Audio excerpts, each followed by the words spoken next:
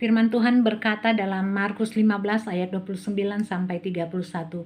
Orang-orang yang lewat di sana menghujat dia dan sambil menggelengkan kepala mereka berkata, "Hai engkau yang mau merubuhkan bait suci dan mau membangunnya kembali dalam 3 hari, turunlah dari salib itu dan selamatkan dirimu." Demikian juga imam-imam kepala bersama-sama ahli Taurat mengolok-olokkan dia di antara mereka sendiri.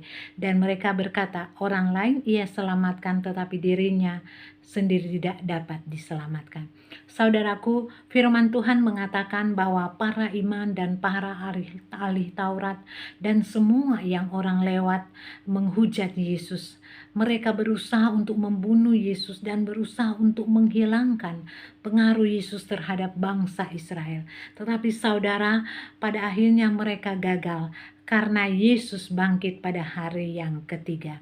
Saudaraku, Yesus membuktikan bahwa dia hidup dengan menampakkan diri kepada semua murid-muridnya, dan Yesus naik ke surga setelah mengutus murid-muridnya untuk pergi memberitakan Injil dan memberi mereka kuasa supaya mereka menyembuhkan orang-orang sakit dan mengusir setan.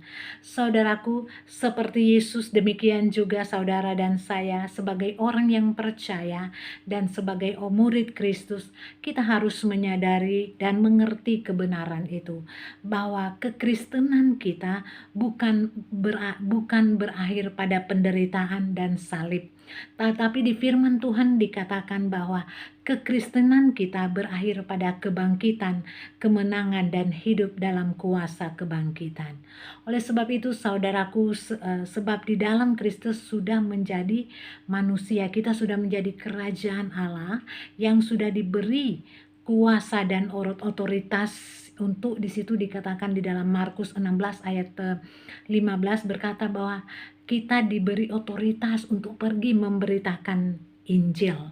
Dan di dalam Markus 16 ayat 16 dikatakan bahwa kita diberikan otoritas untuk pergi dan berjalan dengan iman.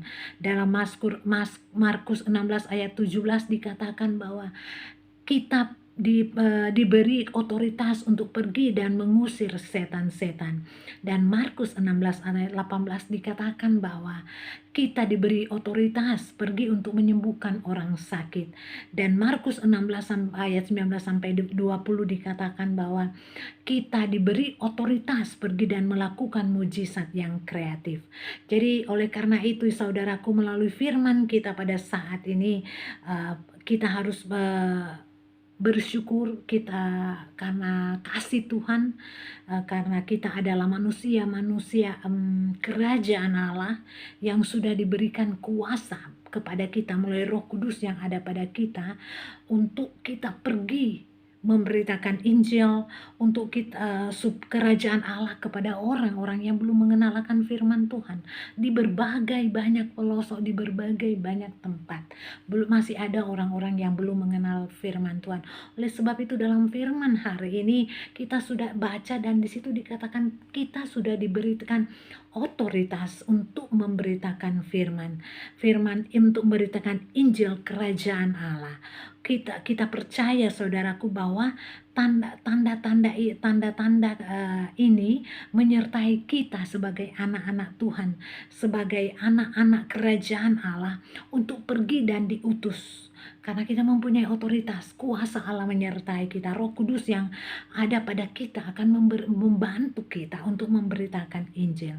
Saudaraku, di situ dikatakan bahwa kita juga diperintahkan untuk diberi kuasa untuk menyembuhkan orang sakit dan sebagainya.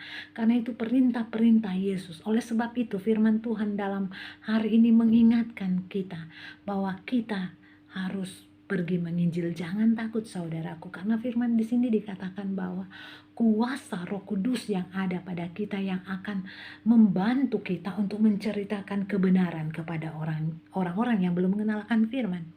Oleh sebab itu saudaraku, di dalam Kristus, saudara dan saya adalah identitas kita adalah manusia kerajaan Allah yang sudah diberi kuasa dan otoritas untuk memberitakan Injil, untuk melakukan mujizat kesembuhan yang kreatif dan lain-lain.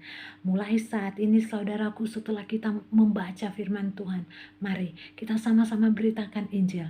Jangan khawatir, Allah Roh Kudus yang akan memampukan kita. Ini tugas yang mulia yang Tuhan berikan kepada kita karena God coming soon. Oleh sebab itu beritakanlah Injil. Tuhan menyertai kita sekalian.